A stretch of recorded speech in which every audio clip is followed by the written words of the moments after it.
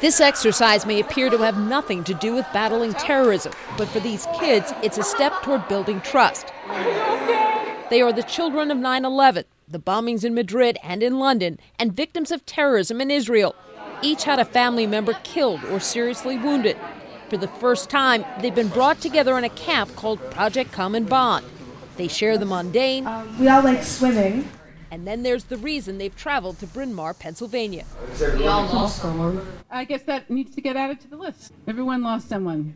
Martin Hart was 17 when his father was killed in the London bombings 3 years ago.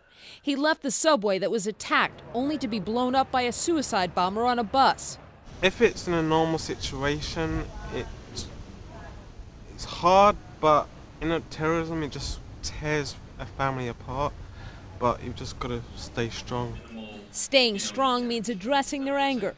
Carolyn Eskion's father was killed in the World Trade Center.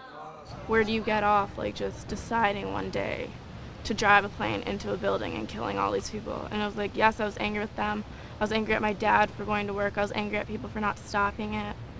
What do you do with that? I talk about it. It's a bond Evyatar Alush didn't expect to find in the United States. A terrorist shot his parents inside a toy store in Israel, killing his father and injuring his mother, who escaped with his little brother. Since I was really young, like the age of 6 when my father died, I thought that terrorism is only in Israel. While at times they are just kids,